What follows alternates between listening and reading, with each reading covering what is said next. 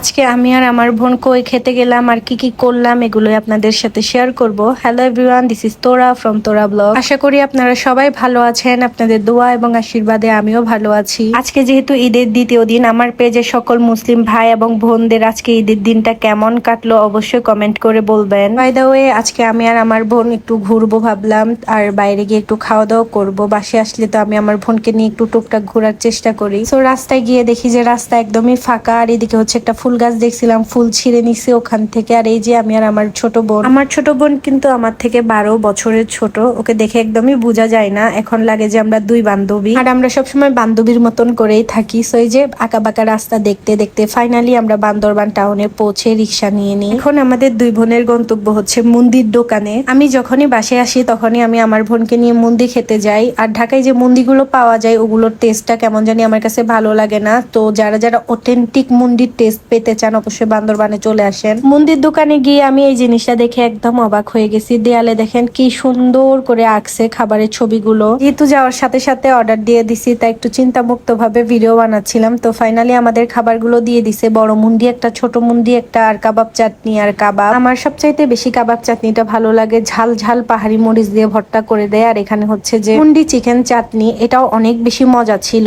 দেন আমরা খাওয়া দাওয়া শেষ করে মুরগির দোকানে চলে যাই আমার বিড়ালের জন্য মুরগি কিনতে। ওদের 2 দিন পর পরই একটা করে মুরগি লাগে। মুরগি নেওয়া শেষ করে আমরা হচ্ছে চলে যাচ্ছিলাম লিচু নেওয়ার জন্য। ঢাকায় তো লিচুর দাম অনেক বেশি, সেই তুলনায় আমাদের এলাকার মধ্যে লিচুর দাম অনেক তুলনামূলকভাবে কম বললেই চলে। ঢাকাতে 50টা লিচুই বিক্রি হয় 350-400 করে, কিন্তু আমাদের এখানে 50টা লিচু মাত্র হচ্ছে 200 টাকা। লিচুগুলোকে কেনার সময় ভাবছি লিচুগুলো একটু মজা হবে না, ভিতরে নষ্ট হবে, কিন্তু না, ভিতরে অনেক বেশি সুন্দর ছিল আর খেতে অনেক বেশি মিষ্টিও ছিল। তো আমার মা কল করে বলছে আমার মারা বাজারে আছে। এখন আমি আর আমার বোন আমার মায়ের কাছে যাচ্ছিলাম আর অনবরত লিচু খাচ্ছিলাম। মায়ের কাছে যেতে যেতে আমরা সব লিচুই খেয়ে ফেলছি। আর গিয়ে দেখি আমার মা বাজার করতেছিল, থানকুনি পাতা নিছে আর হচ্ছে বাঁশকরল নিছে। আমার মায়ের ফেভারিট খাবার হচ্ছে বাঁশকরল। এখন বাঁশকরলের সিজন আসে, আমার মা একদিনও বাদ নাই বাঁশকরল খাই। আর এই যে আমার হাতে যে ধনে পাতাগুলো দেখতে পাচ্তেছেন, এগুলো হচ্ছে জুমের ধনে পাতা, এত সুন্দর ঘ্রাণ বের হয়। বাই দ্য ওয়ে গাইস, আমার বোন আর আমার বাবার চেহারা একরকম কিনা অবশ্যই কমেন্ট করে জানাবেন। আপনারা যারা বলেন আমার ভিডিওতে আমার বাবাকে কেন দেখা যায় না, এই যে আজকে দেখাই দিলাম। আমাদের বাসায় যখন কেউ ঘুরতে আসে বা আমাদের ফ্যামিলি মেম্বারদেরকে যখন কেউ দেখে তখন বলে আমি নাকি আমার মায়ের মতো, আর আমার বোন নাকি পুরাই আমার বাপের মতো দেখতে। তো আপনাদের কি মনে হয় অবশ্যই কমেন্ট করে জানাবেন। তো এদিকে হচ্ছে আমরা বাজার করে বাসায় চলে যাচ্ছিলাম। দেখেন আমার এলাকায় কি পরিমাণ শান্তি, একটু জ্যাম জট কিচ্ছু নাই, মানুষও কম, রাস্তায় বের হইলে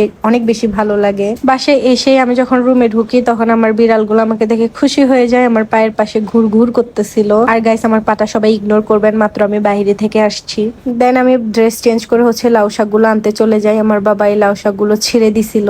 এই টাটকা টাটকা লাউ শাকের সাথে মরিচ ভর্তা হলে আর কিছুই লাগে না। আর এই যে আমার রুডিওকে দেখেন, ও আমাকে ভয় পায়, এই জন্য আমার কাছে আসতেছে না, আমি ওকে মারি এটার কারণে।